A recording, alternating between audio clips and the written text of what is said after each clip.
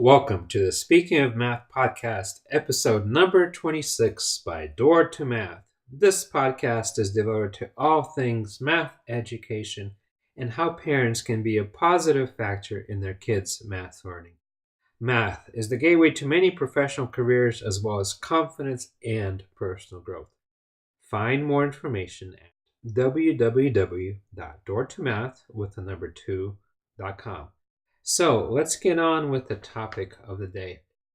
Over the years, we've sent our kids to several different types of schools. It ranged from Montessori, where they don't really give tests and the kids work on their own interests and kind of go at their own pace, to another local school called Basis, which is very competitive and there's always high pressure all the time, and there's tests and everything like that. So it feels like the Montessori way is an all-inclusive resort where everything is given to you at your whim, and the Basis School is a CrossFit gym. And I have problems with both of those schools, but I don't quite know which one is the right one for my kid, because on one end, the kids get too comfortable in the all-inclusive resort, but then there's just too much pressure on a child for in a CrossFit gym. Yeah, that's a really common problem. I see that in the office a lot. I always say education for the 18 years our kids are with us, that we can actively molding them. There's nothing more important than picking the right school for our kids. And there are three criteria I would say I highly recommend parents to make a grid, like a tic-tac thing almost. Not only just the pros and cons for which school. I believe at the top of the page, at the beginning, just write down what, if money is not a problem, what does your kid, in your view, needs. See, no one else knows your child better than you, right? So you got to start from there. Then the bottom third of the page, you envision at 18 or 19 or wherever your kid graduate, what do you want a kid to achieve by then? Whether being grade or class presidents or passionate about the service, it doesn't matter what.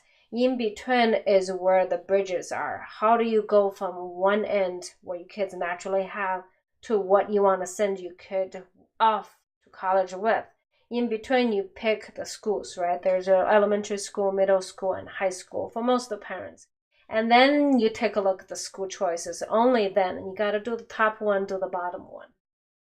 So I hear you saying is it's almost like reverse engineering your kid, what you want your kid to be at 18, and then go back and see what you're starting out with, and in between, go pick your schools on the basis of that. Yes, for very, very sensitive kids, if you started too hard or say like basis and cramming the test, yes, you are at the risk of losing their curiosity, creativity, all those things that Montessori can protect and nurture. But if you stay in Montessori for too long and you've got a really smart, brilliant kid, get a little bit on the lazy side and start gliding and not going to achieve the vision and you have for your kid and achieve the full potential when they reach 18. So it is a balance act, and I don't think there's anyone else can do better than our own parents.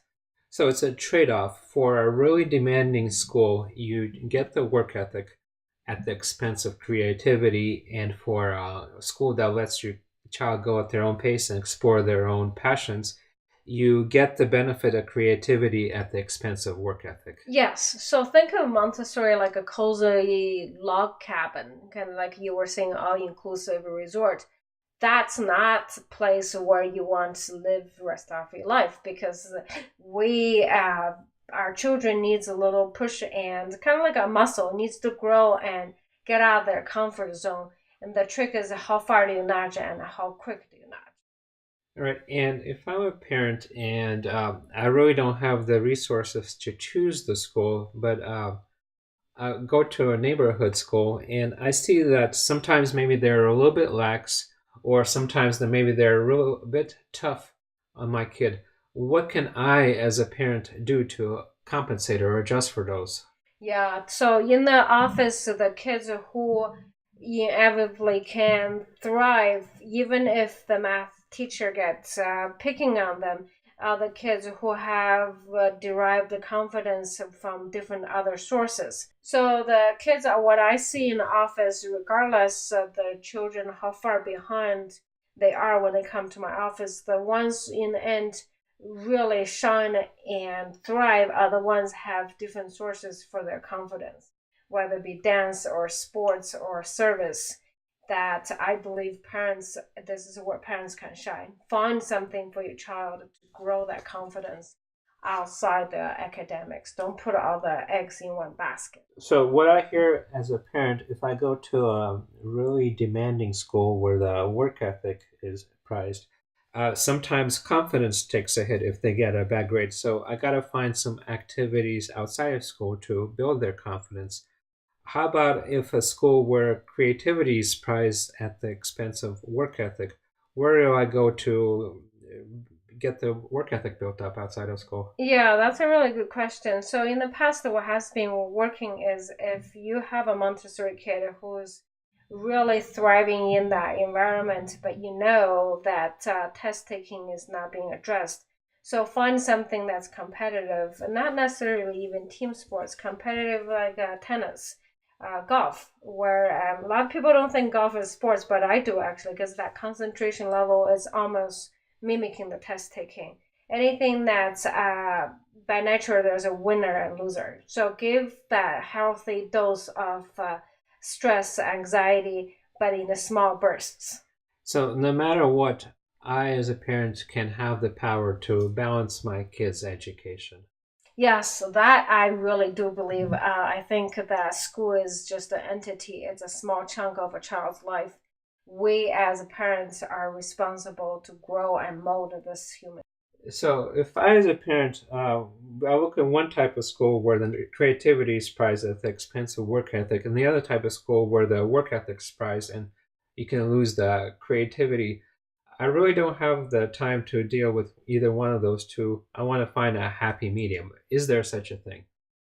Okay, I'm probably gonna take some heat for this, but again, end of the day, my job is for the kids. So if you have a parent, you're in the same boat as we all are, busy life and you know, just busy, overall busy. I really believe when we look back, if we did not take those 18 years work and mold a child, take it by its horns, we're gonna regret. That's I don't see a way that a parent can not take charge and not regret. So, what I hear is I have to reverse engineer my child's education, and I have to be aware of schools that prize creativity and at the expense of work ethic, and the schools that prize work ethic at the expense of creativity. That just sounds like a lot of work. It is. End of the day, I believe it's us, our parents' love for our kids who, whether we like it or not, the kids didn't ask to be born. So we brought those beings into life, into this world. If we don't want to regret after this child raising years are gone, we're going to have to do the tough work when it's inconvenient. On that note, until next time. Happy parenting.